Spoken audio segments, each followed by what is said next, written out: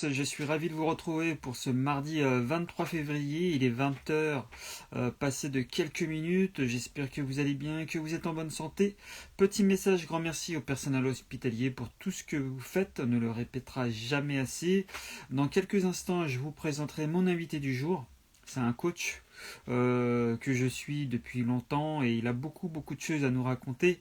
Il n'est plus parmi le championnat français, mais il est à l'étranger et vous verrez qu'il a beaucoup de choses à partager avec nous. Donc ça sera mon invité du jour.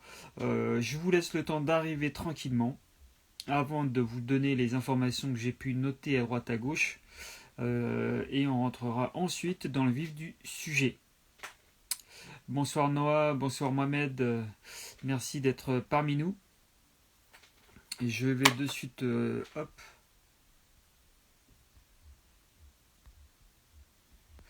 envoyer une invitation à mon invité. Salut Pipo. Et ensuite, on va pouvoir échanger avec l'invité du jour.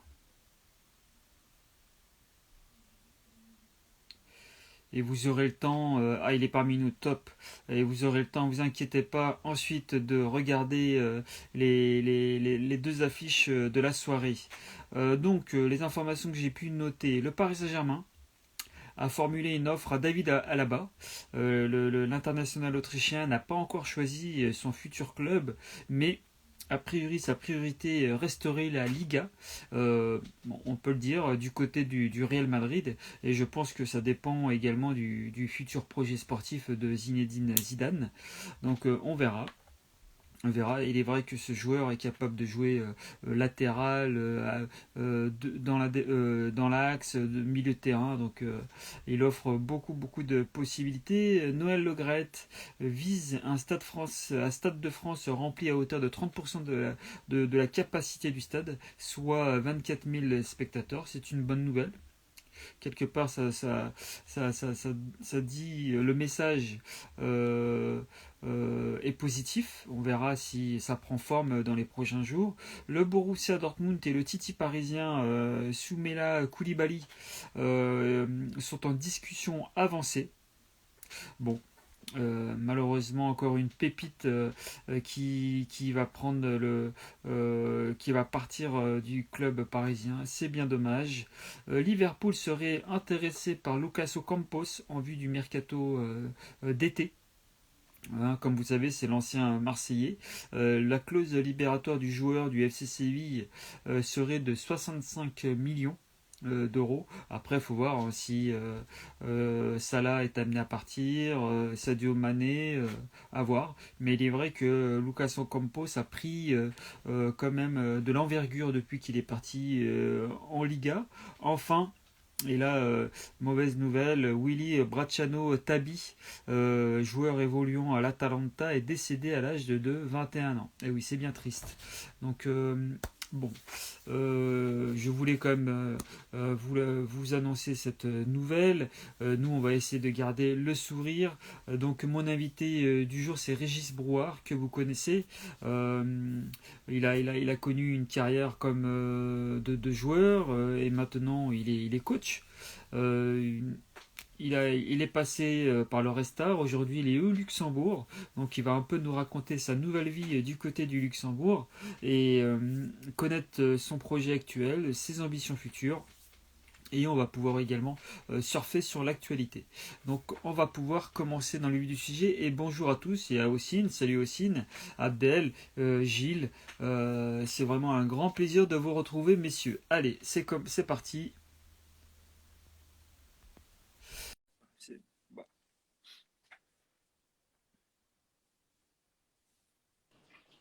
Bonsoir Régis. Bonsoir Farid, Comment allez-vous? ça va. Ça va. Ça va comme beaucoup de monde, ça pourrait aller mieux, mais bon, dans l'ensemble, ça va. Voilà. Bon, On, bon, on- on c'est pas commence, une question. on commence juste à reprendre le football au Luxembourg. Donc, vous savez, c'est compliqué, c'est très compliqué ici. Très, très D'accord, compliqué. d'accord. Et c'est vrai, ben, vous me donnez le ballon, donc je le récupère, Régis, bien volontiers. Pourquoi avoir accepté ce projet sportif du Racing Union? Oh, ils m'ont appelé il y a un an et demi. Ils étaient dans une situation un peu délicate. Euh, je vous cache pas qu'au début, ça m'intéressait pas, ça m'intéressait pas. Je les ai rencontrés 2 fois. Le football au Luxembourg, on va dire que c'est pas la priorité. Ils ont d'autres priorités que le foot ici. Il y a pratiquement aucun intérêt. Il y a personne dans les stades. C'est compliqué.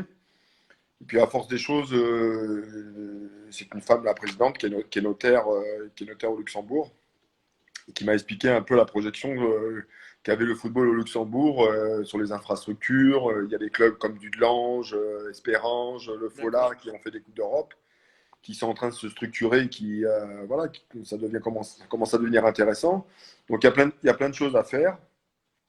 Donc je dis, bon, allez, pourquoi pas, moi ça va me permettre d'aller un peu à l'étranger, voir ce qui s'y passe, parce que le Luxembourg sont très axés sur le football allemand. Donc on d'accord, récupère des joueurs allemands, on récupère des joueurs français, bien sûr, et on récupère des joueurs belges. Et puis il y a beaucoup de techniciens et d'entraîneurs qui viennent de l'étranger aussi. Donc il y a des choses qui se font, je vois d'autres choses, discute, des rencontres avec d'autres entraîneurs et avec les joueurs aussi, donc des relations un peu différentes. Donc j'ai dit pourquoi pas aller faire un tour et puis on verra bien ce qui s'y passe. Mais malheureusement, avec tout ce qui s'est passé, le foot s'est coupé, on a été coupé 2 fois, 2 mois et demi. Donc on a repris que depuis 4 semaines et on a fait notre premier match de championnat il y a 2 jours. On rejoue demain. d'accord. Donc ils ont condensé toutes les 22 matchs de championnat qui restent en 3 mois, donc c'est très compliqué. Ils ont une réflexion qui n'a rien à voir avec la France. C'est très particulier. C'est très particulier. D'accord. Avant de parler performance et classement, Régis, est-ce que attendiez-vous à un autre projet sportif? Est-ce que vous étiez en contact avec d'autres clubs sans forcément les citer? Est-ce que vous avez été un peu déçu du marché vis-à-vis de vous? Bon, déçu, oui, oui et non. Euh, ma grosse déception, c'est d'avoir, je ne vais pas dire loupé, mais j'ai rencontré les dirigeants de Caen, D'accord, où j'ai joué 2 ans là-bas, j'ai porté le exactement, ouais. brassard de ce club. Et franchement, le rendez-vous c'était bien passé dans l'ensemble. Et j'y croyais fortement. J'avais laissé un peu de côté des clubs de national qui m'avaient appelé aussi. J'étais attaché à Caen et à Malherbe. Et voilà. Et ils ont choisi Rui Almeida, un entraîneur portugais. Voilà, après, c'est les choix des instances, des dirigeants des clubs. Ça n'a pas pu se faire. Moi, je m'étais focalisé sur Caen. Voilà, après leur descente. Et je ne vous cache pas que je me suis retrouvé ouais, pas perdu, mais un peu dans la difficulté. Et il y a eu des clubs de national que j'ai refusé en ayant connu ça avec le Restar et en ayant monté. Après, ça s'est mal terminé, mais voilà. Donc, oui, déçu, et puis en même temps, c'est le milieu du foot, hein, c'est comme ça. Oui, oui, exactement. On est vite oublié malgré votre carrière et on y reviendra dans quelques instants, Régis. Donc le Racing Union avant l'arrêt est classé milieu de tableau, je crois, avec 3 victoires, un nul, 5 défaites après 9 journées. Euh, quel en est votre bilan à ce stade? Mitigé? Ben, mitigé, alors il y a deux lectures à avoir. On était cinquième avant le premier confinement au mois de mars il y a un an, et on était qualifié pour les demi-finales à la Coupe de Luxembourg. Donc on faisait partie des équipes qui pouvaient gagner la Coupe de Luxembourg pour pouvoir jouer les tours préliminaires de l'Europa League. Et D'accord. là, on était sur une très bonne série et on gagnait pratiquement tous nos matchs. Malheureusement, il y a eu ce confinement. On est reparti sur autre chose. Et là, je ne vous cache pas que c'est un petit peu plus compliqué. Euh, on avait construit quelque Vous avez chose. du mal à redémarrer, à se remettre en jambe? Ouais, on a du mal on a vraiment du mal. On devait reprendre les instances du foot ici ont tout arrêté. On a été le seul, il faut savoir qu'on a été le seul pays en Europe à ne pas jouer, pendant que tout le monde jouait. Donc on a été arrêté 2 fois 2 mois et demi. Donc un jour on devait reprendre, ils nous ont coupé pour des raisons sanitaires et puis pour des raisons politiques. C'est le gouvernement qui a fait ce choix.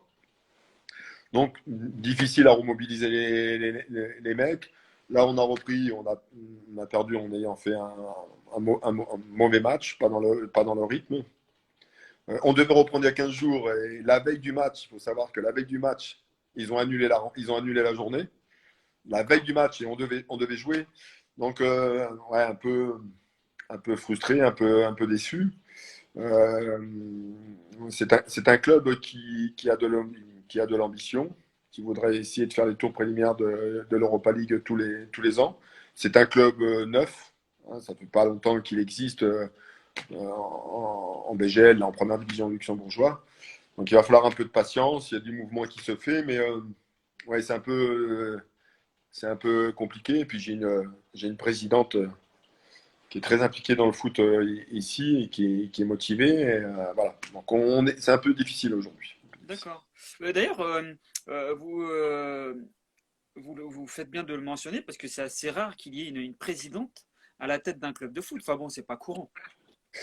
C'est pas courant, effectivement. C'est une notaire qui est une place importante sur le Luxembourg, qui a été présidente d'un autre club avant, au Rodange, et qui a pris les rênes de la capitale il y a 3 4 ans ou 5 ans, D'accord. qui structure son club, qui le structure bien, et très axé sur les jeunes et sur le football féminin. Très bien. Euh, voilà, qui est en attente pour l'équipe première pour jouer au tableau les 4 premières places pour faire les préliminaires de l'Europa League. Voilà, ça arrive. Je pense que la saison dernière, on y aurait été. Là, cette D'accord. année, ça va être un peu compliqué, même si on a un match de retard. Ils ont pris beaucoup d'avance du Glange, par exemple, qu'on joue demain soir. Ça va être un petit peu plus compliqué, mais bon, il va falloir qu'on s'accroche. Il y a 3 mois. Mais elle est très Oui, oui, impliquée après, elle est très tout est impliquée dans possible. le foot, très impliquée dans le foot au Luxembourg. Et elle fait D'accord. beaucoup, elle fait énormément pour son club. Voilà, au niveau des jeunes, au niveau des féminines, très présente. D'accord. Bon, après, c'est vrai qu'on connaît pas très très bien le Luxembourg, en tout cas pour ma part, Régis. Donc, est-ce que vous pouvez me faire rêver et me dire un peu ce que vous faites de vos journées au Luxembourg en dehors du football? Alors moi, je travaille pas dans les finances au Luxembourg. Je travaille pas à la banque, je travaille pas dans les assurances, je travaille pas dans les voitures. D'accord. Et dans l'immobilier, parce qu'il y a une place forte dans tous ces domaines au Luxembourg. Non, moi, je suis venu ici pour essayer de mettre en place, de professionnaliser un peu le club. Mhm. Donc, depuis que je suis arrivé, on a pratiquement, on double des séances. On a, on a mis de la vidéo en place. Tout ça, ça n'existait pas. Donc, D'ac- ça fait un an et demi qu'on a mis ça en place. On fait des séances de matin, on fait des séances de muscu aussi. Donc, on essaye. Il y a encore beaucoup de travail parce que les conditions de travail, c'est pas facile tous les jours. Mais on a essayé de professionnaliser le truc. Donc, je pense qu'ils sont pas trop habitués à ça. Il y a une forme d'exigence et l'exigence est un peu compliquée aujourd'hui ou à l'accepter parce que c'est un Ah, le pays, changement de mentalité demande du temps, voilà, c'est un pays quand même relativement assez, bon, c'est un pays riche. hein. Il y a une forme de qualité de vie, hein, une bonne qualité de vie. Donc, de se faire violence et de se faire mal, c'est pas toujours dans leur ADN. Donc, l'exigence est un peu compliquée. Et puis il y a des règlements aussi. Il y a un règlement qui est particulier ici, c'est que vous êtes obligé de faire jouer des premières licences. Ça veut dire qu'on est obligé de faire jouer sur 16 joueurs sur la feuille de match 7 luxembourgeois. D'accord. Donc ça raccourcit un peu les choix. Alors il y a des joueurs étrangers qui viennent, donc c'est un petit peu plus difficile. Donc ça donne moins de possibilités dans les choix à faire. Ouais, mais quelque part, c'est mieux, non? Peut-être, Régis, pour qu'il y ait une préférence nationale. Ça permet peut-être à l'équipe nationale, tout du moins, de progresser peut-être d'année en année. Oui, alors l'équipe nationale, j'ai été les voir jouer 3 4 fois. Il faut savoir que tous les joueurs de cette équipe nationale, ils jouent tous à l'étranger. Il y a pas un luxembourgeois, ou il y en a peut-être deux, qui jouent dans le championnat luxembourgeois. Après, les autres, D'accord. ils jouent tous Ouais. à l'étranger. Et c'est une bonne sélection. Je trouve qu'elle est réellement en progression. Après, de mettre cette politique en place, c'est pour valoriser un peu les joueurs du Exactement. Luxembourg. Euh, Est-ce qu'on fait de l'élite? Est-ce qu'on fait de la formation? Oui, c'est vrai. C'est toujours le même problème. Alors, il y a des joueurs étrangers qui viennent avec leurs exigences aussi. Moi, je pense qu'il y a un compromis à faire. Mm. Par exemple, sur la feuille de match, vous mettez 2 luxembourgeois sur titulaire, donc vous êtes obligé de mettre 5 remplaçants luxembourgeois. Vous ne pouvez pas mettre Oui, d'autres joueurs. Donc vous d'accord. êtes un peu embêté avec ça. Je pense qu'il y a plein de choses à développer dans l'avenir pour augmenter la qualité. Exactement. J'ai j'ai été surpris du niveau. C'est un championnat très athlétique. Il y a beaucoup de duels, ça s'accroche énormément. Il y a un état d'esprit général qui est quand même assez sympa. Ça cavale. Après, il y a beaucoup de travail sur l'aspect tactique, il y a beaucoup de travail sur l'aspect technique. Il y a beaucoup de choses, mais voilà, il y a un peu de retard. Mais bon, ça essaye de se mettre en place. Exactement, c'est positif et ça va dans le bon sens. Nous, d'ici en France, Régis, c'était le week-end dernier, il y a eu la Coupe de France. Hmm. On connaît vos coups hein, en Coupe de France, avec notamment Quevilly, et je vais en oublier certainement, mais je n'aurai pas assez d'une heure pour tous les énumérer. Régis, que pensez-vous de ce format 2020-2021? Alors déjà la première chose, je pense que c'est bien d'avoir fait les efforts pour que la Coupe de France puisse se jouer. Dire, bon, le championnat national se joue. Là, bon, j'ai vu que le championnat national 2 Exactement. va pouvoir jouer. Le national 3, on ne sait pas encore. Non. Donc, c'est bien d'avoir permis à ces clubs de pouvoir jouer, de pouvoir jouer cette compétition. Parce que cette compétition, ça regroupe le vrai foot en France. Voilà, le Exactement. foot amateur. Et aujourd'hui, c'est indispensable. On n'aura pas pu ne pas jouer cette Coupe de France pour tous ces Non, non, non, c'est clubs-là. Voilà. Donc après la formule, il y a les équipes qui sont jouées, là, le tirage a été fait. Je trouve que dans l'ensemble, ça a bien été fait, je trouve. Il y a eu de bonnes idées qui ont été mises en place. Alors après, on va retrouver sûrement les favoris à la fin. Mais il y a des belles affiches pour les 16e de finale, d'après oui. ce que j'ai vu. Euh, voilà, pour moi, ce qui me semblait le plus important, c'est de pouvoir la jouer. Ça aurait été terrible de ne pas jouer ces matchs-là parce que tous ces clubs amateurs qui font du bon travail, il y a beaucoup d'investissements à l'intérieur des clubs et je peux vous le garantir et je sais de quoi je parle. Cette compétition amène autre chose dans les clubs et ça donne le sourire, il y a des émotions, il y a des surprises, Exactement. il y a plein de choses. Donc, moi, voilà, je trouve ça très super même que ça se joue. Exactement. L'état d'esprit est-il vraiment différent entre un match de coupe et un match de championnat?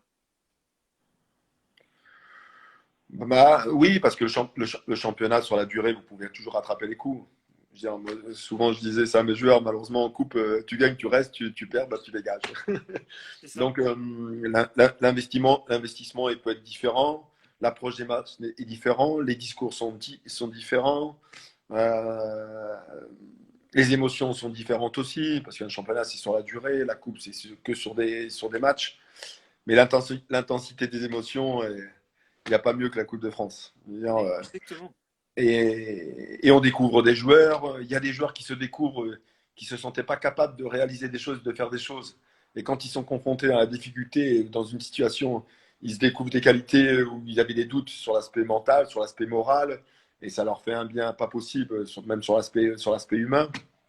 Donc, voilà, il y a une différence dans l'approche. Voilà. C'est Je surtout suis, dans l'approche. je suis d'accord. Et d'ailleurs, ben, est-ce qu'on peut en savoir un peu plus, étant donné votre magnifique parcours avec Quevilly? Est-ce que vous aviez changé quelque chose? Qu'est-ce qui a fait, quel a été votre secret? Je suis pas le seul. Il y a des internautes qui aimeraient savoir. Quel est votre secret qui vous a permis d'aller si loin, Régis?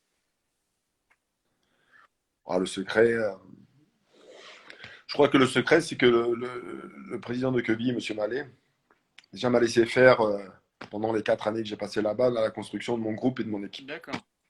Après, c'était pas possible de prendre des joueurs, mais il m'a laissé faire mes choix. La deuxième chose, c'est qu'on avait une proximité entre nous. on avait su créer quelque chose d'incroyable. Je connaissais toute leur vie et je pense qu'ils connaissaient beaucoup de choses de la mienne aussi, en dehors de football. Donc il y a un climat de confiance qui s'est mis en place. Après, il faut savoir que les joueurs, ils sont tout le temps en train de juger les entraîneurs par Oui, rapport à ce qu'on leur propose. Et moi, au fur et à mesure des choses, je leur ai proposé des choses, la lecture des adversaires qu'on allait affronter. Bah, au fur et à mesure du temps, ils ont vu que on n'était pas loin de la vérité. oui, Parce c'est qu'en sûr. dehors, en dehors des parcours de Coupe de France, la demi-finale et la finale, on est monté de CFA aussi en national. Il fallait finir premier, c'était pas facile non plus. Oui, oui. Donc il s'est créé quelque chose de particulier entre nous. Et puis la dernière des choses, pratiquement à partir des 16e de finale, on a fait des montages. Moi, j'ai fait que des montages vidéo sur les émotions et que sur les individus et sur le groupe. Mais je ne parlais pas toujours de football. Je parlais des choses de la vie, je parlais des choses de la famille, je parlais des enfants, je parlais de la nature, je parlais des animaux, j'ai de la musique, du cinéma, j'ai développé plein de choses et je les ai mis dans toutes ces choses-là. Ok. Et il y avait des émotions, il y a des joueurs qui ont pleuré, même moi j'en ai pleuré de la façon dont j'ai présenté les choses. Donc il y sortait quelque chose et j'ai même été des fois dans la dérision aussi totale, hein. Je ne D'accord. cache pas que la demi-finale contre Rennes, si je vous explique la discussion, c'était une vidéo totalement dans la dérision où on a passé 20 minutes ou une demi-heure de discussion à avoir le sourire, à en rigoler. Mais c'était mon objectif aussi parce que Oui, je oui, voulais, on en a besoin malgré, voilà, je voulais malgré. les amener à ça. Je voulais D'accord. arrêter de vous mettre trop la pression. Et le trajet de l'hôtel au stade, c'était quelque part réussi parce que dans le bus, ils ont fait que rigoler. Et il y avait D'accord. trois quarts d'heure de bus et j'ai senti quelque chose de décontracté. Et je crois que c'était le bon moment de ça. Donc il y a une alchimie qui s'est créée entre nous. Des fois ça s'explique, des fois ça s'explique pas. Mais c'était un travail sur la durée. Et puis il y avait tout un club qui était derrière nous et des gens aussi. Donc vous savez, quand vous vous trouvez dans une dynamique d'euphorie et voilà, vous êtes capable de renverser des choses incroyables. Et Exactement. Oui, ça oui, s'est passé comme exactement. ça. De renverser des montagnes. Est-ce que Quevilly, ça reste votre et cette finale en Coupe de France, est-ce que ça reste votre plus bel exploit, Régis? Ah, ça reste un événement fort. Vous n'allez pas tous les jours en finale de la Coupe de France, au Non. Stade de France, devant 80 000 personnes et tout ce que ça engendre. Après, moi, j'ai plein de souvenirs. Ma première expérience d'entraîneur à Rodez, on est monté, le club était au bord du dépôt de bilan, on était en CFA2, on est monté en CFA en ayant perdu un match dans l'année. Euh, Après, je suis parti à Quevilly, avec Quevilly, on est monté en national. Au Restar, le club est descendu. J'ai pris un club qui était en déconfiture totale, Mhm. en national, et on est monté en Ligue 2 en finissant premier. J'en parle pas souvent, mais ça reste aussi des moments forts parce que, comme je vous l'ai dit tout à l'heure, la Coupe de France, c'est des émotions sur l'instant et le championnat, c'est sur la durée. Il a D'accord. fallu construire des choses souvent dans l'urgence parce qu'on me demandait d'avoir des résultats immédiats, mais c'était pas chose facile. Et ces clubs-là, je les ai aimés. Le Restart, bon, encore une fois, ça s'est mal terminé, mais j'étais très fier après une descente de les faire remonter de suite parce que bah, c'est jamais simple après une descente de remonter. En règle générale, ça prend quelques temps. Et d'ailleurs, Voilà. bon, souvent c'est le cas hein, dans une histoire d'amour. Parfois, ça se termine mal.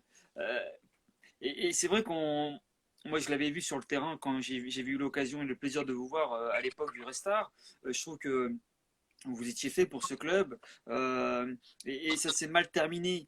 Est-ce que vous avez des regrets que finalement cette histoire entre le Restart et vous-même se soit terminée de cette façon? Beaucoup d'amertume, beaucoup de regrets, beaucoup de tristesse. J'ai passé une année en tant que joueur au Restart en deuxième division. Ça a été ma meilleure année de carrière. Mhm. Marqué 14 buts, j'étais dans un élément qui me plaisait et j'adorais ce stade à Bauer. Et c'était pas un synthétique, voilà, j'adorais. J'arrive en tant qu'entraîneur, on arrive à monter et c'était pas simple du tout. Je peux vous assurer que c'était compliqué. Et fini comme ça, c'est fini pour des raisons, pas d'accord de politique de club, de recrutement, où tout le monde a voulu s'en mêler, et puis ben, on s'est disputé, voilà, et puis on a mal débuté le championnat, mais c'était prévisible. Il nous manquait pas grand-chose pour bien débuter. On perd 1-0 à Lens voilà, sur des petits détails. On a été joué à Beauvais, qui n'était pas loin, qui n'était pas facile non Oui, plus. Et tout ça, j'étais contre, et on m'avait promis d'autres choses. Voilà, après voilà, on s'est disputé, comme malheureusement, c'est comme ça, vous c'est avez, dommage. Enfin bon, comme vous après, avez bon, dit, on a des on peut pas histoires d'amour, refaire le passé, quoi. on On a peut pas aimé refaire l'histoire. quelque chose, quelqu'un, et puis, mais j'aime profondément ce club. En tout J'ai cas, ça s'entend beaucoup de encore. tristesse. On voit, Beaucoup il de y a beaucoup tristesse. d'émotions quand vous en Ouais. parlez et c'est bien dommage. Aujourd'hui, donc, vous êtes coach après une carrière de joueur que l'on verra dans quelques instants, Régis. Quel est aujourd'hui, à votre avis, le meilleur coach actuel? Ouais, ça, il y en a beaucoup qui sont bons hein, aujourd'hui. Hein. Ouais, dans deux registres différents, alors après, c'est très banal ce que je vais dire, hein. Mais sur l'aspect du foot et de la recherche, depuis des années, j'adore ce que fait Guardiola.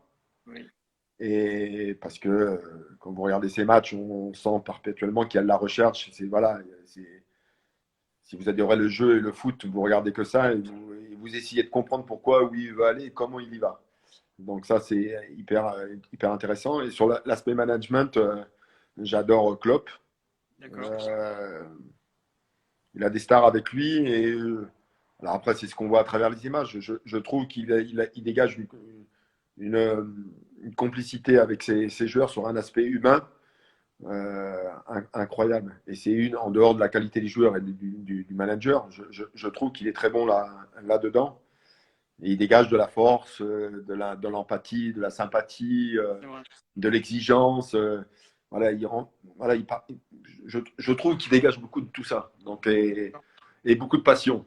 Moi, C'est vrai. j'adore. Et d'ailleurs, on a connu un coach qui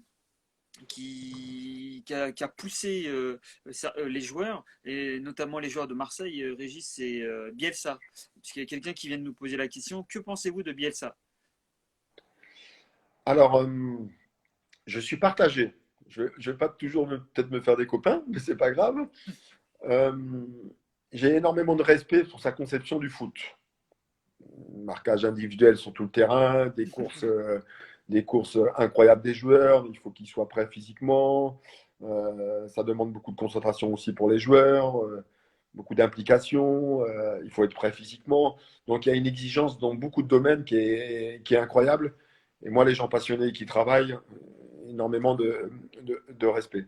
Après, quand il était entraîneur de Marseille, euh, de vouloir dénaturer le jeu et une organisation l'a souvent mis en difficulté. Et je me suis souvent dit, un entraîneur français ou ouais, un Oui, entraîneur français aurait fait ça, je pense qu'il serait fait démonter. oui, Et c'est vrai. il y avait une forme de sympathie, mais encore une fois, parce que c'était un football champagne, ça courait, c'était agréable à regarder. Ça a tenu 6 mois, quoi. Mais ça a tenu 6 mois et quand on regarde son parcours, là, bon, il est monté avec des hauts et des bas, mais il est quand même monté. Donc, C'est vrai. la façon de travailler, ça fonctionne. Et après, il faut qu'il ait des joueurs qui acceptent ça. Son passage à Lille, je pense qu'en dehors peut-être des problèmes avec les dirigeants où ils n'étaient pas tout à fait d'accord, avec les joueurs, j'en ai discuté avec Kevin Malcuit, il m'a dit c'était très particulier, tout le monde n'adhérait pas à ça. Il faut un groupe de joueurs qui adhèrent à ça. Oui, oui. Et des joueurs qui ont envie de courir, qui ont envie de. Voilà, c'est pas un jeu structuré, c'est un jeu Non, c'est vrai. déstructuré. Mais il y a quand même beaucoup de choses intéressantes. Il avait fait une conférence en Belgique que j'avais assistée quand j'étais entraîneur en Belgique, qui était très intéressante. Il expliquait sa façon de travailler, mais ça passe énormément de temps. Énormément de temps, beaucoup de tactiques sans ballon, de déplacement, de replacement, d'anticipation des choses, de la perte. Voilà, ça. Donc, il y a, Ça demande il y a- beaucoup d'énergie, c'est vrai. voilà, beaucoup, beaucoup, beaucoup. Mais il y a beaucoup de choses intéressantes. Exactement. Revenons à vous quand même, Régis. Vous avez été élu coach de l'année en 2012 en national. Je présume que c'est gratifiant, ça a récompensé votre travail. Ouais, j'en donne aucune signification à ça. Vous savez, pour la petite anecdote, on est monté avec le Restart, on a fini premier et à l'avant-dernière journée, on montait déjà. Et j'ai même pas été nominé dans les 3 entraîneurs de championnat national. Donc vous savez, il faut faire très attention entre ce qui voilà, c'est pas bien grave. Euh, des fois, on ne sait pas tout ce qui se passe en interne aussi. Oui. Voilà, bon, en 2012, c'est la Coupe de France, c'est surtout ça qui a fait, parce qu'on s'était maintenu en national dans le milieu de tableau. Bon, après, c'était normal, on ne pouvait pas tout faire. Voilà, donc ça fait plaisir sur le moment, mais franchement, je ne m'arrête pas du tout à ça. D'accord. On le sait, vous prenez le beau jeu.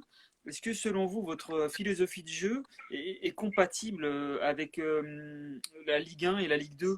Est-ce que finalement, c'est peut-être ça aussi qui vous a fermé des portes? Est-ce que votre jeu technique vous a fermé des portes? C'est une bonne question et je me la pose souvent. Euh,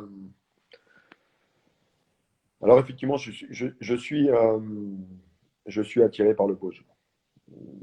Tout mon axe de travail avec une équipe est essentiellement fait sur le jeu, sur le mouvement, sur le déplacement, sur la qualité technique. Alors il faut avoir les joueurs avec, des fois on les a pas toujours.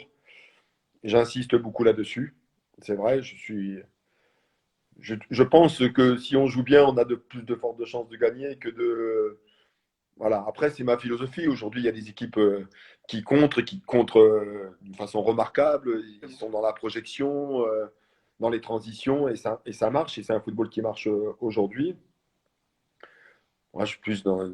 Ouais, je demande beaucoup de qualité technique, beaucoup de volume aussi, parce qu'il faut courir. Il ne faut pas croire que quand on a le ballon, Non, qu'il non. ne faut pas courir. Il faut beaucoup courir, beaucoup de déplacements. Alors, malheureusement, ça amène à des équilibres, souvent. Et ces déséquilibres, je me fais souvent payer. Et je le sais, je l'accepte. Alors, des fois, je ne l'accepte pas parce que, voilà, par exemple, puis, samedi, on a joué, on a perdu en fin de match à la 90e, 91e, dans les arrêts de jeu, parce qu'on était en phase d'attaque et j'étais totalement déséquilibré, j'ai pris un contre. D'accord. J'en suis responsable, mais j'avais plus envie d'aller chercher la victoire que voilà, et on s'est fait, Oui, même bah, s'il il y a faut eu des prendre des erreurs, risques. il y a eu des erreurs individuelles. Donc après, je ne sais pas si c'est la raison pour laquelle j'ai pas eu la chance d'aller plus haut, voire plus haut, mais j'ai pas trop envie de changer. C'est ma façon de voir le foot. Voilà. Oui, oui, oui. Et puis au moins, vous prenez du plaisir et nous, on en prend en vous regardant et en regardant vos équipes. Donc, il n'y a pas de raison. Forcément, la roue va tourner. Si on doit maintenant revenir quelques années en arrière, Régis, et sur votre carrière de joueur, début en région parisienne, euh, quel était votre modèle à l'époque? Modèle en tant que joueur, Oui, les Pays-Bas. J'adorais les Pays-Bas. d'accord. J'avais pas, j'avais pas le poster de l'équipe de France dans ma chambre, j'avais le poster des Pays-Bas. J'adorais Cruyff, toute cette génération, cette équipe. Tout à l'heure, vous me parlez de ma façon de jouer. C'est vrai. Bah, eux, ils jouaient, ils respiraient le foot. Alors en plus, il y avait beaucoup d'élégance, beaucoup de classe, donc ça aussi, ça me plaisait. Des looks sympas. Voilà, il y a tout un ensemble. Donc j'ai adoré les Pays-Bas. Euh, Voilà. Ça peut se comprendre. Ma référence quand j'étais jeune, c'était les Pays-Bas. D'accord. Et donc, vous venez des Ulysses, hein, c'est ça? Ouais. Je suis né en, Bah, donc, je suis né c'est une en- équipe de je suis né champions. en- Alors, pareil, je ne vais pas les énumérer tous, mais bah, il y a eu notamment Thierry Henry, Patrice Evra, Sangouma. Donc, finalement, cette ville sort des champions quasiment tous les ans, quoi. C'est une ville qui, effectivement, qui sort des bons sportifs et puis des joueurs qui ont réussi. On a cité les meilleurs. Oui. Daniel Sangoma, je ne fais pas de foot, mais Non, non, non. je suis un peu en relation avec lui parce qu'il est installé à La Réunion aujourd'hui. Euh, oui, cette ville a sorti des athlètes Exactement. et qui ont réussi. C'est une ville qui est très. Bon, après, bon, j'étais enfant, hein, qui était très axée sur le sport. On Je avait t'entends un toujours. peu moins, Régis. Ah, là ça va mieux? Oui, oui, très Ah, bien. parce que j'étais un petit peu plus loin. C'est une ville qui est très axée sur le sport, parce que même aujourd'hui, de temps en temps, la municipalité m'en contacte pour des récompenses ou des trucs comme ça. Euh, bon, il y a peut-être moins de joueurs qui sont sortis, mais il y a beaucoup de joueurs, hein, qui jouent en Angleterre, en France, Exactement. qui viennent des Ulysses, hein. Là, on a Ouais, parlé des joueurs les plus connus, mais il y a beaucoup de joueurs qui viennent de là-bas. Donc, ouais, je suis d'accord. Ensuite, vous allez connaître le centre de formation de l'AJ Auxerre, avec notamment des joueurs, et pas des moindres, Cantona, Boli, Prunier et d'autres. On pourrait parler de qualité physique ou qualité technique, mais je présume que ces joueurs avaient surtout un mental hors pair. c'était Giroud, hein. C'est ça. C'était Giroud. Moi, c'est la période de Cantona quand il a débuté. Personnalité incroyable, même déjà là. Pour la petite anecdote, quand on a 16 ans ou 17 ans, le dimanche soir, on mangeait tous au centre et Guérou est passé, je ne sais pas pourquoi il est passé. Quand on l'a mis dehors du réfectoire. D'accord. Il l'a mis dehors, il a dit: tu nous fous la paix. Tu nous fous la paix. On a été tous stupéfaits de tout ça. Après, oui, il y avait des joueurs. Boli dans son engagement, c'était, je sais pas, peut-être vous êtes trop jeune tout ça, c'était la période de la mobilette qui était accrochée parce que Giroud avait récupéré sa mobilette, il a accroché un poteau pour pas qu'il la prenne. Voilà, non, il y avait des joueurs incroyables sur l'aspect mental. Mais il faut savoir qu'aujourd'hui, à ce moment-là, l'Auxerre était le centre de formation numéro un. Exactement. Donc il y avait cinq six équipes, bon, il y a eu beaucoup de déchets parce que beaucoup de joueurs passaient par là-bas, mais il y avait une exigence, c'était très compliqué, très très compliqué. J'ai passé 2 ans là-bas, c'était bien. Mais là, la première chose que je retiens, c'était une bonne école de la vie. Parce Oui, que là, le système D, il faut se démerder tout seul. Parce que là, il y a du monde et il y avait du beau monde. C'était très compliqué. exactement. Il y avait du Très très beau compliqué. monde. D'ailleurs, Giroud, est-ce que, selon vous, sa gestion humaine pourrait fonctionner aujourd'hui, de l'époque à aujourd'hui?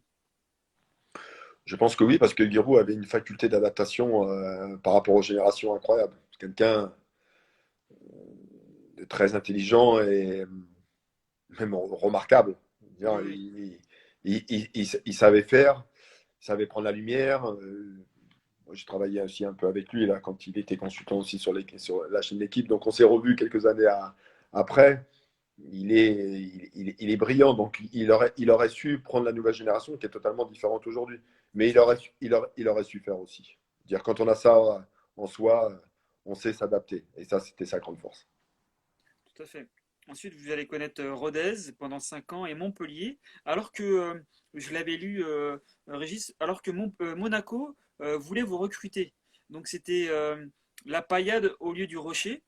Euh, Est-ce que finalement vous le regrettez aujourd'hui ou c'était le meilleur choix de l'époque? Je pense que je me suis gouré. C'est bizarre parce que on joue la finale du championnat de France de troisième division avec Rodez à ce moment-là. On joue contre Auxerre, la réserve d'Auxerre, à Épinal. D'accord. Et il y a Arsène Wenger qui est dans les tribunes. Et j'apprends quelques temps après qu'il y avait un agent qui s'occupait de moi à ce moment-là, que Arsène Wenger aurait bien voulu me voir. Il était entraîneur de Monaco. Rodez, Montpellier étant tout proche de Rodez. Montpellier, intermédiaire de Monsieur Dinalo, m'avait vu aussi. Et je suis parti à Montpellier. Je suis parti à Montpellier. Je ne le regrette pas. Mais j'ai pas fait ce que j'avais à faire. Je n'ai pas été bon. Je me suis fait opérer d'une pubalgie. Ça a été très compliqué. Et malgré tout ça, j'ai eu la chance de pouvoir jouer un quart de finale de Coupe des Coupes contre Manchester United Exactement, à Old Trafford. à Old Trafford. Donc j'étais remplaçant, j'étais rentré un quart d'heure au match aller à Old Trafford et titulaire au match retour parce que Vincent Guérin était suspendu. Mhm. Et donc ça, c'est un vrai souvenir en tant que joueur, mais ça a été compliqué pour moi. Ça a été difficile. Difficile et j'ai pas réussi à faire ce que j'avais envie de faire. Entouré de bons joueurs, Valderrama, Vincent Guérin, Xuereb, Et Ziobert. Cantona aussi. Non, Cantona, je suis arrivé juste après lui. Ah d'accord. Il y avait un Hollandais Sovrine, De Zakarian, Lucchesi, Laurent Blanc. Jean-Claude Demoux, Ah oui, commande, hein. il y avait une vraie équipe. C'était très compliqué de pouvoir jouer. Après, vous avez rencontré, vous avez travaillé avec le président à ce moment-là, Loulou Nicolin, un personnage incroyable, charismatique, à faire des trucs dans Est-ce l'excès que d'un d'ailleurs côté. vous avez une anecdote à nous raconter sur Loulou Nicolin, Régis? Ah, une anecdote.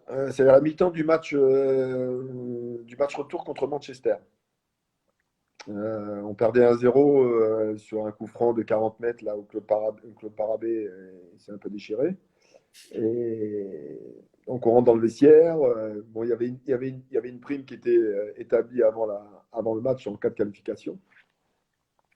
Il rentre dans le vestiaire, il transpirait, il buvait des cafés, il fumait des clopes. Il n'en pouvait plus. Et puis là, la sonnette pour revenir sur le terrain sonne. Il n'avait pas dit un mot. Et il s'est levé, il a dit je double. Avec son accent, avec son café, il n'était pas bien, il était dans un état incroyable. Et là, il doublait la prime. Ça n'avait pas suffi parce qu'on avait pris un but rapidement en début de deuxième mi-temps. Voilà. Mais des anecdotes avec le Nicolas dans les excès, c'était incroyable. Non, non, mais c'est vrai que c'est un Un personnage homme magnifique. charismatique, c'était un personnage. Exactement, exactement. Et puis, bah, comme vous dites, après, vous avez connu également Valderrama. C'est vrai que on se rappelle tous de sa chevelure, mais il avait aussi du feu dans les pieds. Alors Valderrama, il voulait faire que des taureaux à l'entraînement. Il voulait pas s'en parler. Il voulait faire que des taureaux, que du jeu court. Il avait une adresse dans le court. Il fallait pas se trouver au milieu quand vous jouez un C'est taureau ça. avec Valderrama parce que vous attrapez jamais le ballon. C'était impossible. Il avait une vision du jeu incroyable. Il s'informait avant tout le monde. Alors il courait pas beaucoup. Il fallait des joueurs qui courent pour lui à la récupération du ballon, tout ça. Mais dans l'utilisation du ballon, c'était un joueur incroyable. Puis un homme, un homme chaleureux, sympa, d'une simplicité, une famille incroyable. Il avait des enfants, il avait 3 enfants quand ils sont arrivés à Montpellier. Euh, ouais, des mecs simples, des mecs c'est classe. Il disait jamais un mot. Et pour vous raconter une petite anecdote, en plus jamais un mot au-dessus de l'autre. Un jour, une séance d'entraînement, on fait un jeu, un 7-7 ou un 8-8, et moi, j'étais un peu énervé parce que je ne jouais pas ici et là. Et à un moment, je l'ai taclé dans le jeu. Et il ne fallait pas le toucher. Il n'a rien dit. Je peux vous assurer que 3 minutes après, il m'a attrapé. Mais il m'a bien attrapé. Ah bon? Et il m'a fait comprendre qu'il ne fallait pas le toucher. D'accord. Et donc, beaucoup de personnalité. Mais je trouvais ça normal. Il y avait pas de souci. Je dis, bah, c'est normal, ça fait partie du jeu. Mais un mec charmant. Voilà, charmant. Charmant. Oui, oui, non, non, mais ça, je vais bien le croire. D'ailleurs, bah, lui, il était meneur de jeu. Vous aussi, vous avez été donc meneur de jeu. Et c'est vrai que ces derniers. Oui, bon. Ouais, si, je jouais dans le cœur du jeu. Je jouais dans le Voilà, cœur du jeu. Et ces derniers temps, ce poste n'existe plus trop dans le football moderne. Est-ce que c'est un bien pour un mal ou l'inverse? Il y a plus beaucoup de création, de toute façon. Je veux dire, on est beaucoup dans les transitions, il y a beaucoup de vitesse aujourd'hui. Il y a des priorités, la vitesse, l'aspect athlétique, la force, la relation avec l'espace. Après, la relation avec le ballon, de s'informer avant tout le monde, jouer en première intention, c'est un petit peu plus compliqué parce qu'aujourd'hui, il faut plus le maîtriser pour pouvoir jouer. Avant, il y avait des joueurs, bah, Valderrama, Michel Platini, Cantona, je veux dire, il y a des joueurs, ils avaient cette faculté d'anticiper ce qui allait se passer avant tout le monde. Même Laurent Blanc, même s'il est descendu d'un cran. Laurent Blanc, avec qui j'ai joué, il jouait derrière, mais il nous a fait il jouait des relances en une touche parce qu'il s'était informé avant tout le monde. Donc Ah, parfois, on vous entend un peu moins, Régis. Ah, oui, alors je parlais de Laurent Blanc. Je dis des Oui, fois, oui. quand il jouait derrière, il s'informait avant tout le monde, il relançait en une touche et ça nous faisait gagner beaucoup de temps après dans l'évolution du jeu. Avec les chaussettes basses. Ouais, avec les chaussettes basses. Oui, il y a moins de créateurs. Hein, C'est vrai. après, ça dépend de la conception du foot. Manchester City, on peut dire qu'il y a beaucoup de créateurs, comme vous voyez jouer Mahrez, De Bruyne. Après, c'est une Gundogan. conception et c'est un collectif qui l'a mis ensemble, en place. Après, c'est Guardiola, c'est sa philosophie de jeu. C'est vrai, il y a moins de création aujourd'hui. Mais bon. Ça va revenir de toute façon à un moment ou à un autre, hein. Oui, je sais pas, mais espérons, espérons. Vous avez fini votre carrière donc du côté de Cannes. Et donc par rapport à toute votre carrière, Régis, de joueur, parce que de coach, elle est actuelle. Est-ce que vous avez des regrets? Bon, tout à l'heure vous nous avez parlé un peu de ce choix de Montpellier au lieu de Monaco, même si finalement, grâce à Montpellier, vous avez connu la Coupe d'Europe, mais vous avez pu connaître aussi de grands grands joueurs. Est-ce que vous avez des regrets ou finalement non, ce qui s'est passé devait se passer? Le seul regret que j'ai, c'est que j'ai été impatient à Montpellier sur ma troisième année de contrat. C'était Gérard Gilly, l'entraîneur. Ah oui, Et Gérard Gilly ne me connaissait pas. d'accord. Et quand il est arrivé, il m'a convoqué deux, trois fois dans sa chambre d'hôtel quand on est parti en stage. Et il m'a dit clairement les choses. Il m'a dit, écoute Régis, je ne te connais pas. Mais ce que tu me démontres, tu auras ta chance à un moment ou à un autre. Mais il y a d'autres priorités aujourd'hui. Il y avait des statuts qu'il fallait respecter. Mhm. Euh, et moi, j'ai été impatient et j'ai demandé à partir et j'ai été prêté à Bourges. Et c'est à ce moment-là où il y a beaucoup de joueurs à Montpellier, des jeunes générations, Carotti, Bonicel, tous ces joueurs-là sont sortis. Ils ont joué Lefebvre, Oui, Risotto, ils ont joué. Et moi, d'accord. j'ai passé ce wagon. Et je n'ai écouté personne à part moi. Donc, j'ai fait une bêtise de ne Oui, mais pas écouter. finalement, Régis, on peut aussi remarquer que la jeunesse actuelle aussi est impatiente. Souvent, les joueurs, lorsqu'ils n'ont pas de temps de jeu, demandent même de partir à l'étranger. Et finalement, il n'y a pas d'époque. Je veux dire, Oui, alors, moi, si je peux me faire une comparaison, moi, j'avais passé 2 ans avant, hein, avec Montpellier. Donc, oui, oui, exact. voilà, j'avais été une forme de patience. Je m'étais fait opérer d'une pubalgie. Bon, j'avais joué la Coupe d'Europe. Donc, bon, voilà, mais bon, j'avais quand même passé 2 ans. C'est vrai Exactement. qu'effectivement, aujourd'hui, un joueur, il fait 2 matchs, il fait 3 matchs titulaires, et puis pour X raisons, il est sur le banc ou il ne joue plus, il demande à partir Exactement. parce que, soi-disant, il a peut-être le niveau Ligue 1 quand il joue. Il y a une forme d'impatience, mais est-ce que c'est le joueur qui est impatient ou c'est l'entourage qui est impatient? Ou l'entourage, oui. Voilà. Moi, je pense qu'il y a quand même beaucoup plus un entourage impatient, l'entourage familial, les agents, les copains. On peut parler de tous les entourages possibles, mais une carrière, ça se construit. Exactement. Et une carrière, ça peut durer, si elle se construit ça peut durer entre 10 et 12, 13 ans. Mm. Combien de joueurs on voit aujourd'hui qui ont eu du talent et qui ont fait quelque chose, mais qui ont fait une carrière de 3, 4 ans et puis après qui sont partis dans les oubliettes. C'est vrai. C'est quand même dommage de pouvoir avoir les qualités et un potentiel de faire une carrière de plus de 10 ans et que s'arrêter au bout de 3, 4 ans. C'est vrai, c'est vrai. Mais, mais aujourd'hui, ça va tellement vite que bah, ils sont tous impatients et qu'ils veulent aller voir ailleurs. Et ils se rendent compte qu'ailleurs, bah, c'est pas mieux non L'herbe plus. est aussi verte ailleurs qu'ici, ouais, exactement. Voilà, et ils veulent souvent revenir. Et puis, vous avez baissé le niveau. Et puis, on n'a La plus la machine à même, craquer. la plus image, la plus belle, on n'a plus la même image du joueur aussi. Et puis, une perte de temps. Et ça vieillit. Et puis, il y a d'autres joueurs qui arrivent. Et puis, bah, vous êtes passé à côté de peut-être de quelque chose d'important. Exactement. Donc, moi, Régis, moi, je vous regarde hein, souvent, et quand je peux, bien sûr, mais sur l'équipe 21. Est-ce que, est-ce que votre côté médiatique a-t-il joué en votre défaveur, selon vous? Oui. Oui. Donc, ça fait peur? Ça peut faire peur? Des présidents, des. Bon, je peux pas tout raconter, mais il y en a que Mhm. ça leur a, il y en a que ça leur a pas plu du tout. D'accord. Et il y en a qui me l'ont dit. Il y en a carrément qui m'ont dit, bah, ça nous gonfle. Ah oui. Voilà. Euh, oui, ça m'a joué des tours. Mais Des clubs de D1 et du Ligue 1 et de Ligue 2? D'accord. ça les a embêtés. Pour quelle raison? Ça n'a pas été. J'en suis responsable, hein. D'accord. J'ai joué de ça. Et j'ai bien voulu y jouer et c'est moi qui l'ai.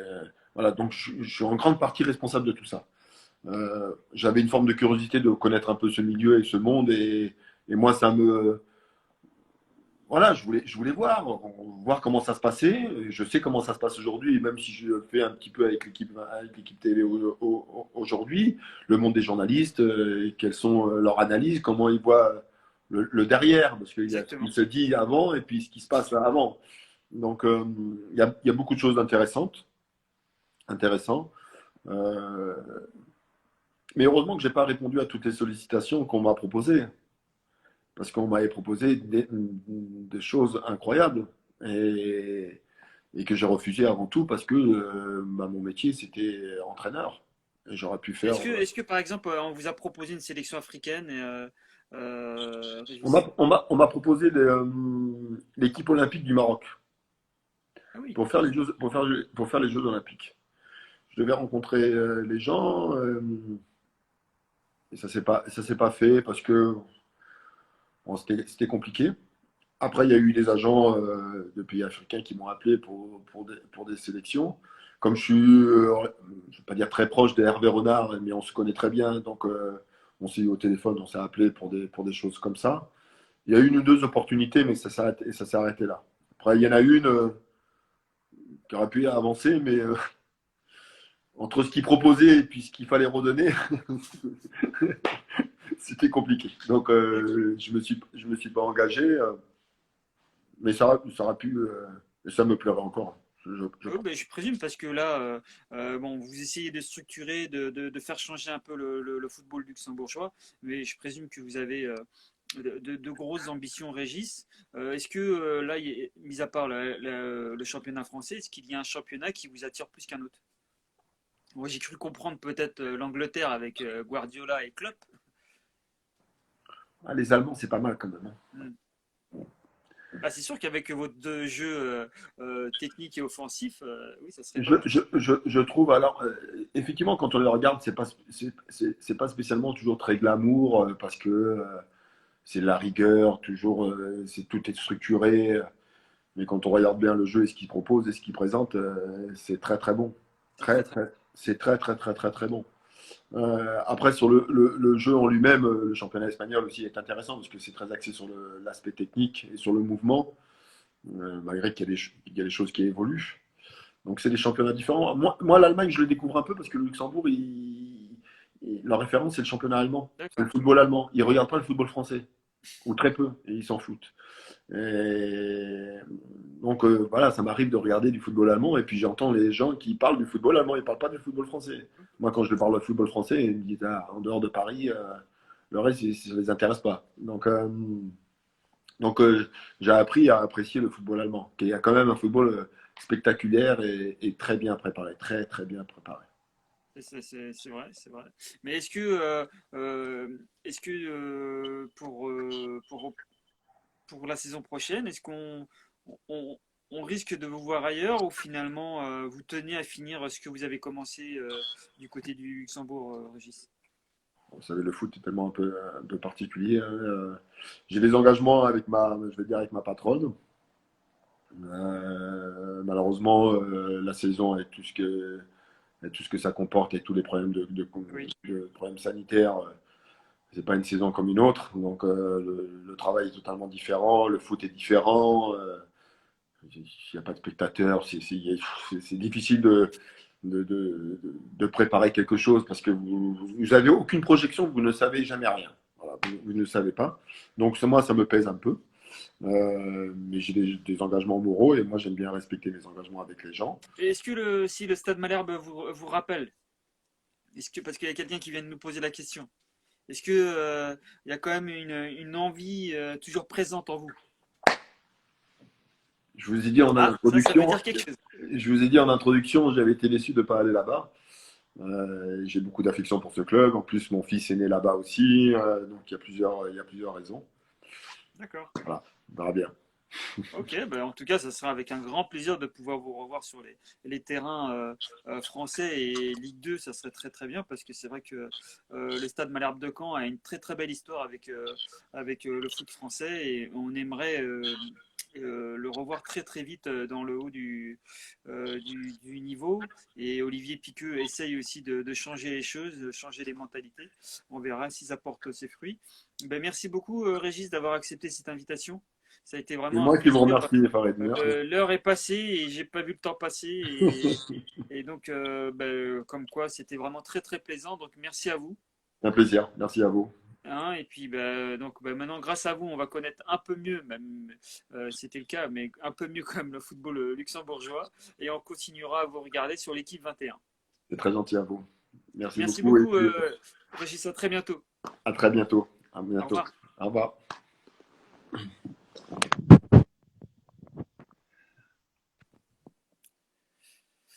Voilà, c'est terminé avec Régis. C'était vraiment très très sympathique et merci à lui d'avoir accepté cette invitation.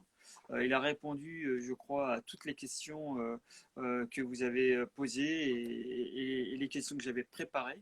Donc c'était vraiment très sympathique. Si vous n'avez pas vu le début, n'hésitez pas à aller le regarder sur mon profil. Il sera disponible 24 heures au minimum. Likez, commentez, partagez comme à chaque fois. C'est toujours le bienvenu. Donc voilà, donc je pense que vous avez pris plaisir comme moi à l'écouter. Moi je vous souhaite une bonne soirée et je vous dis à jeudi pour un nouvel invité. Donc soyez présents, j'en ferai la communication très rapidement et j'espère vous retrouver jeudi 19 heures. Merci, bonne soirée, à jeudi. Au revoir.